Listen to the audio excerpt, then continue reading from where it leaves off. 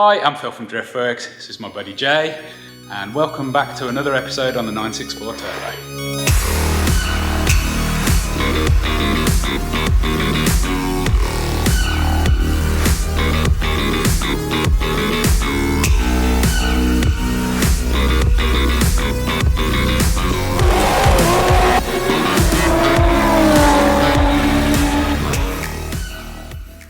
So doing pretty well. Put that video out 2 days ago, I think, and we've made some more progress on the car.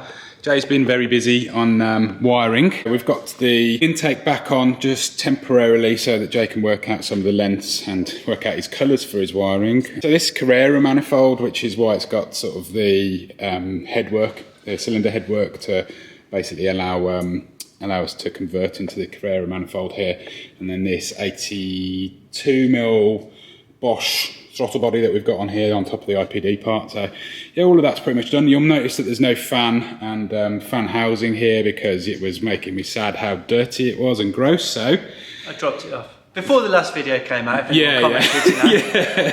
Any of those clever people. Yeah, it's already gone. Yeah, it's already gone. So that, I think, because it's magnesium, is it having to be soda blasted, is it? Something dry, I can't remember what he said, to be honest. Right, yeah. But yeah, it's being handled by James. Yeah. Should be back on Monday, hopefully. Yeah, with a couple more zinc plated brackets. Yeah.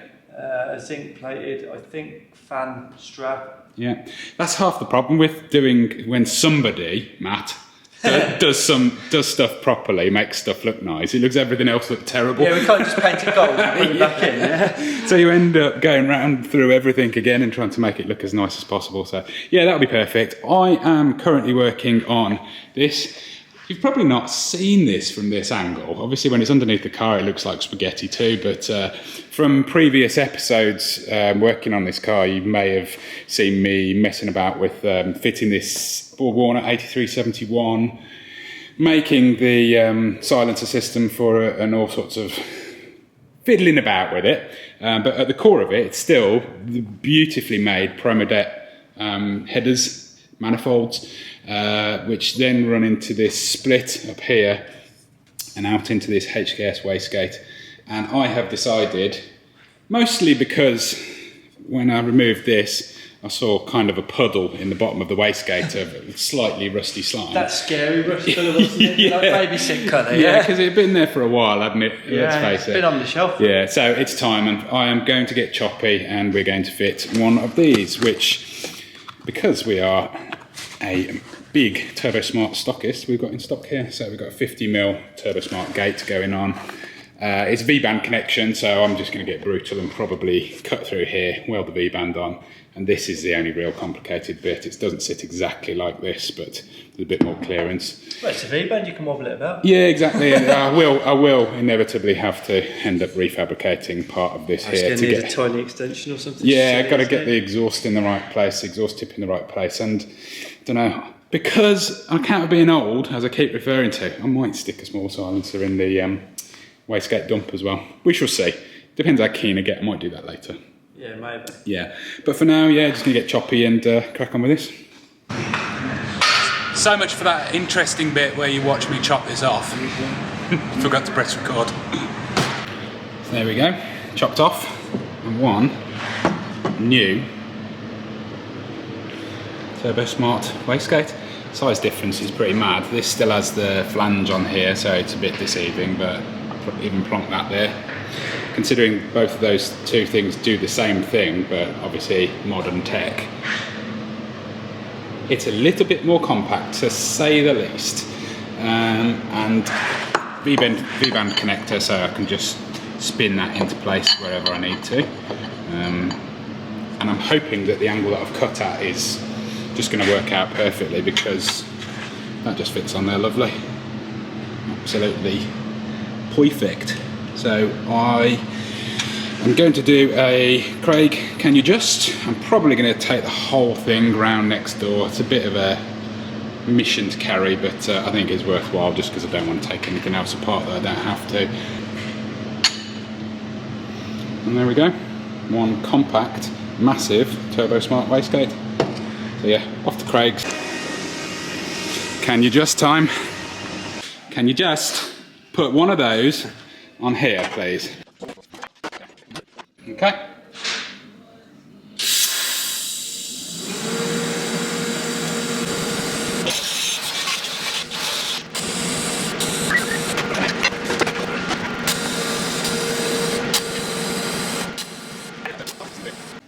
Thank you very much, sir. No problem. That'll do nicely. Seems to have got attached. Yeah, I'll make sure I don't touch that bit for a minute or two. Yes, might be a little bit hot. Okay, I think I'm ready to go. Cleaned up all the surfaces, motor surfaces.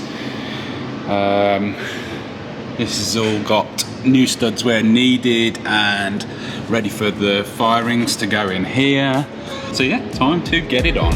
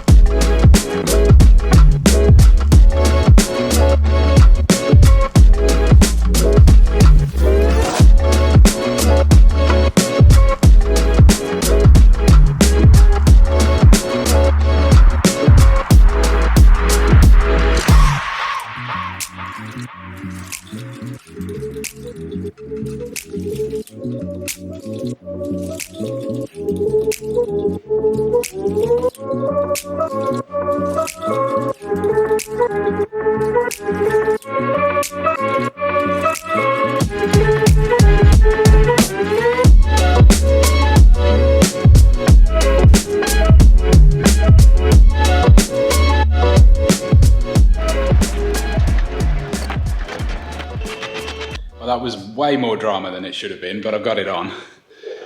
I was quite determined to keep this all as one assembly as I put it on. If I'd have taken it all apart individually, there's so many different parts of it. When you put it back together, if you've got like a slight variance at that joint, that joint, that joint, that joint, that joint, you get the point. If you've got even half a degree on any one of those, by the time it's at the end of its journey all the way through here to here, you can find stuff not fitting massively. So yeah, what a faff that was getting that in place with the heat shielding and everything, but it's all supported properly. The main turbo hanger is in place, and as I say, all the heat shielding and everything will be easy to fit up now.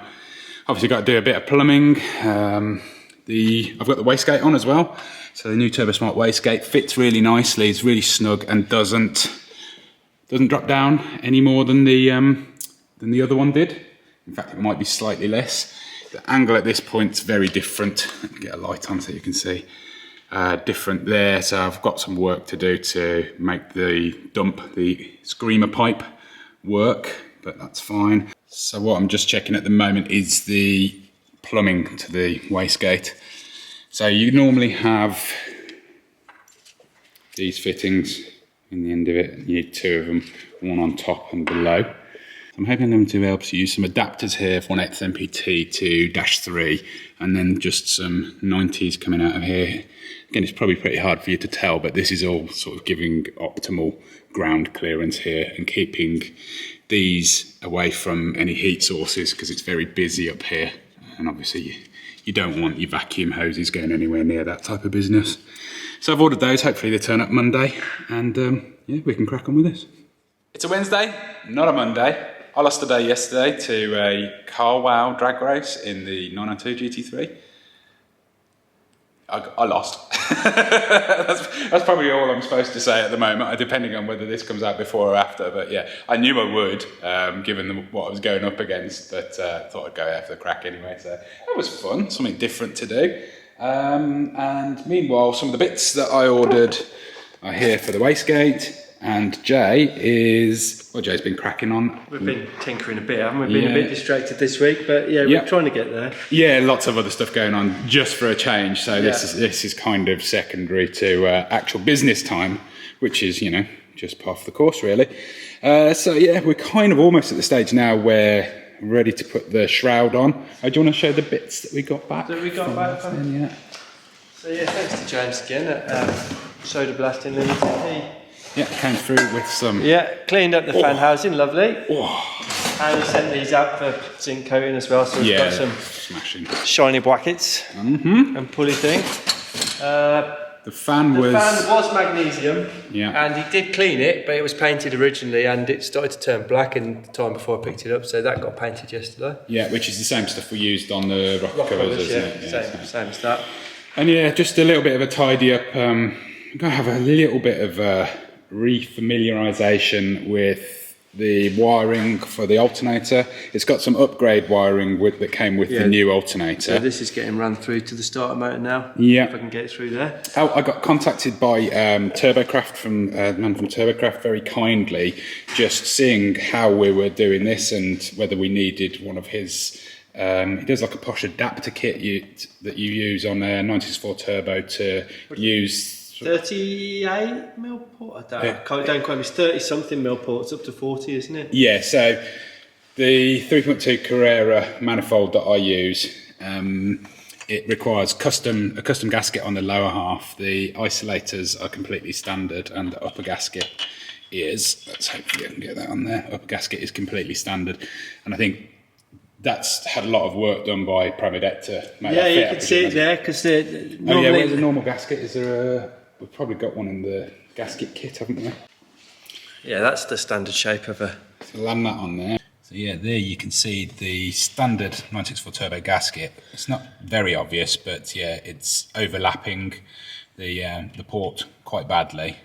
And it's probably very difficult to see, but the work to the injector part here in the aluminium, it goes much further back. And obviously the further back it goes, the thinner this area of the gasket gets, to the point where it's useless. So yeah, we've had to make the lower parts as custom gaskets, and it should all work really nicely, hopefully. Hopefully, yeah. It took some fiddling, you know. Took some cutting. Yeah, it did, yeah. So also we've finished the scavenge pump line, which obviously everything on the new scavenge pump underneath there was completely different in terms of where it went and its routing and the angle that the Dash 6 came out at, but just one new fitting. Yeah, we've still got to connect that because it's fiddly, but... Yeah, bit of fiddling and it's there, it's all good, isn't it? We've got the oil feed for the turbo to go in here, but that requires the plastic part of the shroud, so I think. The plastic part is next, and then these wires go under it, and yeah, it gets... You can fumble everything into place, basically. Yeah, and two more things. There was questions on whether we could, whether this looked at a different angle, the back coil pack that we were talking about. Basically, the plug has to be put onto it. So you have to put the connector onto it, spun into place and bolted down, and that all works perfectly. And yeah, the other question was, can you get them out in situ, the coil pack? So yeah, even with the plug connected to it, you can get them out in situ. So yeah, all that worked out as planned. Well, let's bolt it back together. Time to get properly nervous, AJ. Slightly, yeah. Slightly. As you can see, yeah, we've got a load more bits back on it. Nice shiny bit mounted up. EGTs are in place underneath, and these are too long still, so everything's all temporary here. It's just kind of out of the way, and then these we can actually shorten when we've got a bit more time. But we're definitely feeling keen enough to try and get some more pressure. Yeah, get some more pressure. Well, see if these new coils work. Jace just changed the Haltech to fully sequential. So direct fire, yeah. Yeah. Changed the cam sensor, had a guess at the settings, so hopefully it's going to fire. Yeah. Or at least spark. There is a big update on the Haltech as well, isn't there? Yeah, but we're not going to do it yet. Nexus software. I think we'll do it. Cause it's not until we've started it. Yeah, we'll hear it run first and then update. Yeah, because sometimes when you update firmware and stuff like that, you need to start going in and changing all the settings that you had before. Yeah, but we know it ran on this crank setup. Yeah, so hopefully. Hopefully we'll get some more pressure now. Get a spark out of that, would be nice. Yeah, so we got all the other coils disconnected. We've got one other coil here with one sparking stick engaged in the end of it, and we are going to... turned off, we should not, even attempt to run, so... Let's see what this diagnostic says here. Right, let's try. Oil pressure, yay! So had a slight little wobble on this belt, and it wasn't quite done up tight enough. You kind of have to rotate it quite a few times whilst you're doing up these bolts behind, and obviously I have to remove this pulley to the alternator to get it out of the way to get to those bolts. So a bit of a faff there. We've also got a trigger error. Yeah, home seat cam sensor error. Yeah, so that could just be to do with settings for pull-up resistor in the cam sensor, we think, maybe? It'll be the settings in the sensor that we don't know. So yes. It's a bit of a guess. Yeah, so we're going for another attempt at seeing if we've got spark? Or? We did have spark, didn't we? Yeah, we got spark, but without the check error. again.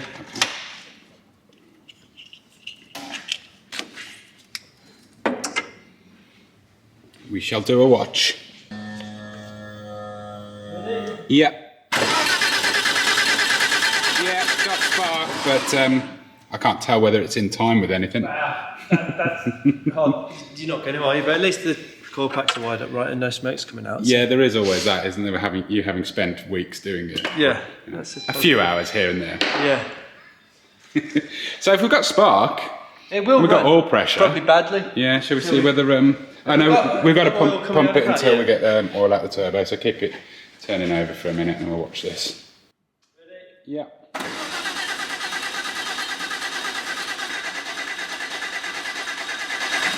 Nothing yet. Does take a moment, but oh, there we go. Little drip there, dude. That's all good. Yeah. So I'm going to put this pipe back on, and then we're going to reconnect the coils. You're going to set the injectors to work again, and then it's going to start up beautifully. Well, I don't know about that. So now we have fuel pumps back on. I'm going to supposedly. the fuel pump relays back in. Yeah. Injectors set to work. But we're going to prime this up a few times just to see whether we've got leaks on any of the injectors or fuel rails or lines, because pretty much everything has been off on this. So just a quick sanity check. The essential part of any startup of a car after many years. Right, let's see. It sounds like fuel. Yeah. Let's go and have a quick look at. Sounds very bubbly. Can't see any problems so far, but yeah, keep doing that for a bit.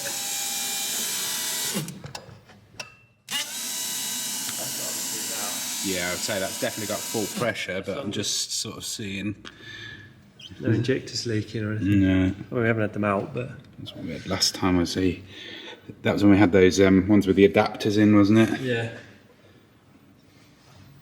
Doesn't smell fuel-y. No, cannot smell a drop of fuel and can't see anything obvious. So time to put some coil packs on and plug the coils in there. Make some explosions happen, the good kind though. Backfires probably with this.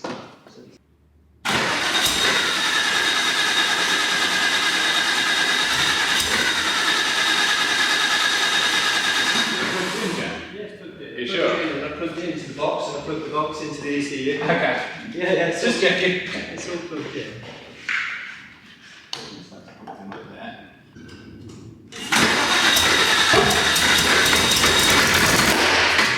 Woohoo! Yeah, it's firing something wrong. Yeah. What was up with it, Jay? We had the firing order wrong. I'm remembering back, and we were messing about, weren't we, with all sorts, trying to figure out what that back cylinder. We were, so we had, yes. So we had cylinders 5 and 6 foot round. Yes, so we were trying to get the coil from cylinder 5 to 5, 6 and all sorts. So yeah. My God, it's things like that you just come back to a year later. You've got no chance until we start going through absolutely everything. So we're hopeful now. Now I've turned the injectors on, it might run.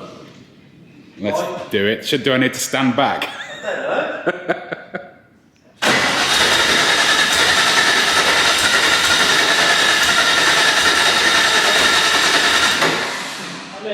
There's fuel coming out the exhaust, so well, what looks like fuel vapour coming out the exhaust. So and it smells of fuel. Is it flooding? Let's turn the injectors off again and see if it.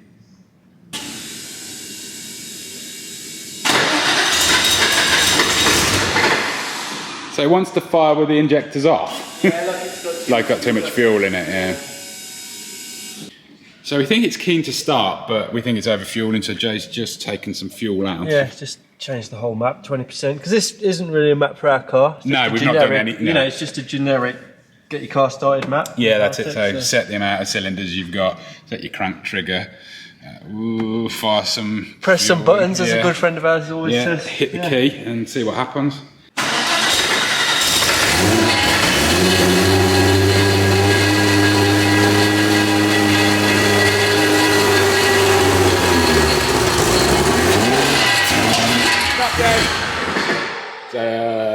Something's hitting. They sound quite bad. Yeah. The knock sensor's going wild, but that could be just the fan, I think.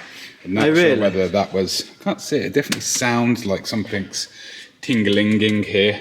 Something sounds very vicious inside. Yeah. I mean, good and bad. It ran.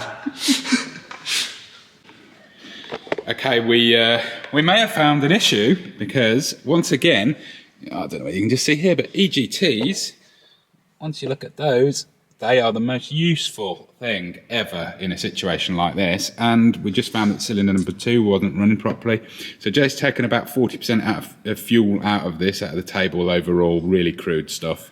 And now, we have all cylinders and fuel injectors doing what they're supposed to do.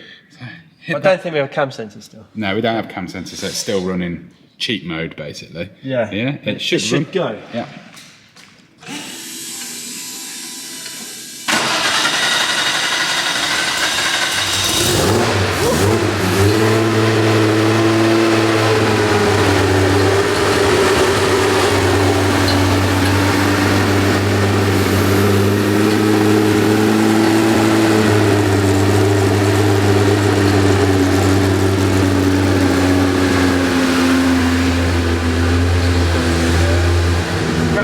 As well. We do have a taco as well, bonus. Making some weird pinking noises, but I think, can you hear that? We'll have to check the fan, won't we?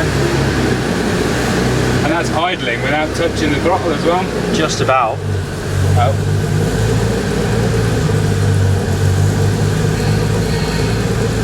That's the fan hitting, I think, a little bit in the housing, isn't it? Yeah. Yeah, I think I might have the belt a little bit too tight here. Well, I think that's a big woohoo, personally. Oh, I mean, it's positive, isn't it? The other bit that we've got to tell you is absolutely crapping ourselves on the noise it was making. We're like, what the hell is that horrible mechanical noise? I was getting worried that I pure panic. Wrong. Yeah, pure panic. Depress the clutch, it goes away. What the hell is it? It was in gear, obviously. So, yeah, we'll call that an absolutely massive, big success for now. And yeah, it's probably a good point to end the video. Yeah. We have Luke from RauhWelt coming over. He's going to get the cam sensor set up and working properly, we hope.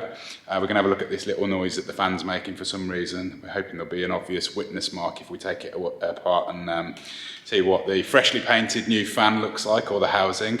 But yeah, that's probably about it. It's not bad, is it? I'm very happy to hear it again. Yeah. It still sounds awesome, and yeah, very, very happy. Thank you very much, Jay. You are an absolute star, as always, for helping me and dealing with my very particular nature with some stuff. But I think when you're dealing with something of this calibre, well, I wasn't that worried till you told me how much the engine's worth, and I didn't want to touch it. Isn't it? If you can even get parts for them. So yeah, that'll probably do it for this episode. Thank you very much for watching. Please give us a like if you did enjoy the video, and drop us a comment if there's anything you want to know about this car or the other ones, except for the V10 M3. Nobody's allowed to ask any questions on that at the moment. Because so I was like, when's it coming? I'm only here for the V10 M3. All the rest of it I'm not interested in. I understand, but yeah, I will get around to it eventually. I think, yeah, I'm also supposed to say we've got a shop with a load of merch in it if you fancy anything, and obviously we are a big shop that sells loads of wheels and coilovers and all sorts of other stuff like that, so do check out driftworks.com. And yeah, thanks again for watching. We'll see you in the next one. For a drive. For a drive, yeah. Yeah. At Driftworks, we've helped over 50,000 happy customers since 2004. Our huge online parts store is simple to use, with superb shipping rates to anywhere in the world, and finance options available for UK customers. We live and breathe wheel fitment, so if you have any questions about your own car or any of our products before placing an order, please drop us an email at shop@driftworks.com or give us a call. Thanks for watching.